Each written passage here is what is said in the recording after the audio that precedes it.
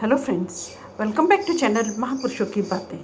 साथ संगत जी, सबको प्यार भरी राधा स्वामी। आइए सुनते हैं कुछ प्रेरणादायक वचन। ये वचन राधा स्वामी सत्संग व्यास द्वारा प्रकाशित पुस्तक रूहानी फूल में से लिए गए हैं। इस पुस्तक के पेज नंबर 45 पर हजूर महाराज जगत सिंह जी स्वामी जी महाराज की बानी, गुरु आरत तू कर ले सजनी, दिवस गया आई अब रजनी पर सत्संग फरमा रहे हैं।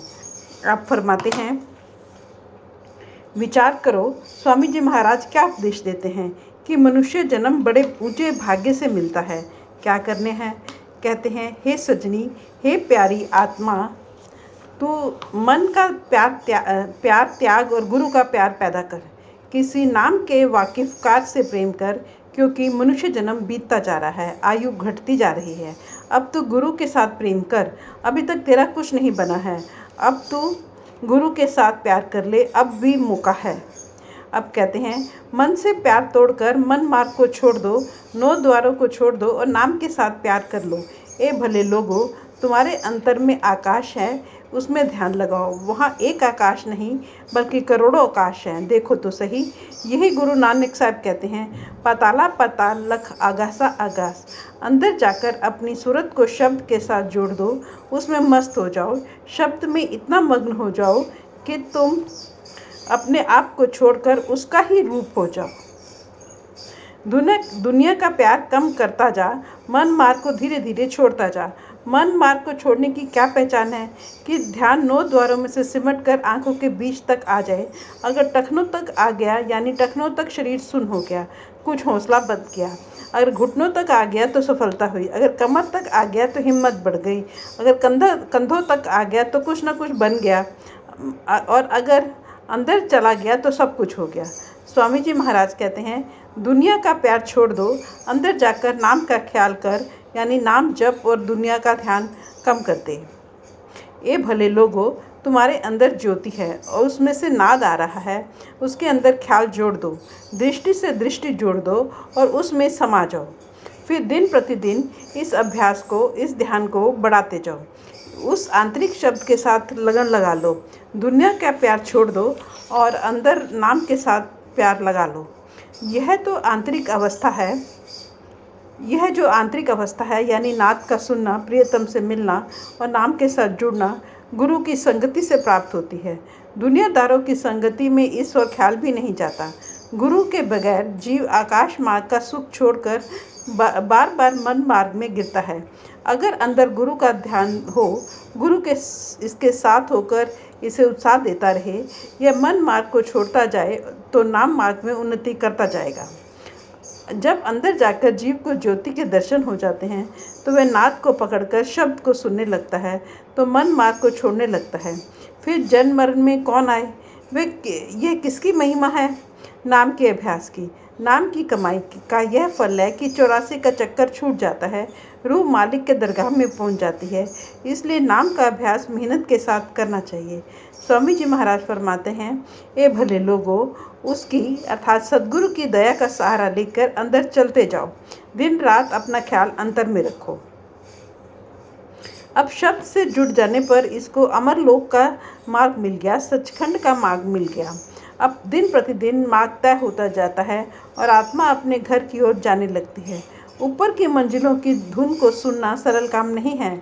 अभ्यास के समय जो शरीर में दर्द या पीड़ा हो, उसे सहन करना चाहिए। फिर सूरत या आत्मा ऊपर जाने लगती है। सूरत नाम के डोर को पकड़ते हुए सचखंड जा पहुंची, यानी महासुंदर भंवर गुहा से होती हुई सतनाम में पहुंच गई। वह सतनाम सबका गुरु है। सतनाम सदगुरु हुई सरनी। वहां पहुंचकर आद गुरये नमः का मकसद या उद्देश्य पूरा हो गया, यानी गुरु से उपदेश लेकर सूरत सचखंड में पहुंच गई। आद गुरये नमः, जुगाद गुरये नमः, सत गुरये नमः, श्री गुरुदेवाय नमः। उसकी अलग अलग अवस्थाएं हैं, जिसका जिक्र सुखमनी साहब के प्रारंभ में श्री गुरु अर्जुन साहब करते हैं। सो वह आद गुरये नमः का विवरण है। अब फिर स्वामी जी महाराज नीचे से ऊपर की ओर आते हैं। कहते हैं, दुनिया का पद यानी मान बढ़ाई छोड़ दे, गुरु के घाट पर आ जा। फिर सुन महासुन से होती हुई अपने देश में आ जा। मन मार्ग से निकलने का यही तरीका है। जिस तरह शिकारी तोते को पकड़ते हैं, एक नलनी चरखी होती है, उसके नीचे पानी होता है, दूसरी ओर फल। तोता फल खाने की इच्छा से उस पर बैठ जाता है, वह चरखी घूम जाती है, तोता भी साथ ही घूम कर उल्टा लटक जाता है। क्योंकि नीचे पानी होता है, इसलिए तोता डरता है कि कहीं पानी में न गिर पड़े। वह चरखड़ी को पकड़े रहता है और फलस्वरूप शिकारी उसे पकड़ लेता है। स्वामी जी महाराज कहते हैं कि यह तोता अपने आप फंसा बैठा है, यानी रूह रूपी तोता अपने आप को नहीं छोड़ता। अगर छोड़ दे तो आज़ाद हो जाए। नाम इसके अंदर ही मौजूद है। अगर इंसान ख्याल पलट कर अंदर चला जाए तो मुक्ति हो जाए। अब मालिक की दया हुई, उसने इसके अंदर की चाबी घुमाई। इसके अंदर मालिक का प्यार जाग उठा। इसने मालिक की खोज शुरू की और किसी नाम के भेदी के पास गया। उसने नाम की युक्ति प्रदान की, उसने नाम की कमाई की और मर्म मार्ग से निकल गया। फिर क्या हालत होती है? जिस प्रकार माँ की गोद में बालक होता है और उसके नहलाने, धुलाने और खिलाने की सब चिंता माँ को रहती है, इसी प्रकार जब जीव नाम के पास आ गया, फिर नाम को उसकी सब चिंता हो गई। अब इसको कोई फिक्र नहीं। ऐसा समय बार बार नहीं मिलता। बड़े भाग्य से मनुष्य जन्म मिल गया है। अब तो किसी नाम के भेदी गुरु से नाम की युक्ति लेकर शब्द को पकड़ लो। हजूर स्वामी जी महाराज एक और जगह भी कहते हैं, वक्त मिला यह तख्त नशीनी, छोड़ बान अब दुर्बिनिया। फिर वह माता से भी अधिक संभाल करता है। गुरु रामदास जी कहते हैं, जिस प्रकार माता बच्चे को जन्म देकर उसका पालन पोषण करती है, घर का कामकाज भी करती है, पर ध्यान बच्चे में रहता है। उसको सब चिंता है कि बच्चे को कब दूध पिलाना है, किस समय पानी पिलाना है, कब करवट बदलवानी है। भाव यह है कि माता सारा दिन ध्यान रखती है। इसी प्रकार सद्गुरु और शिष्य का प्यार है।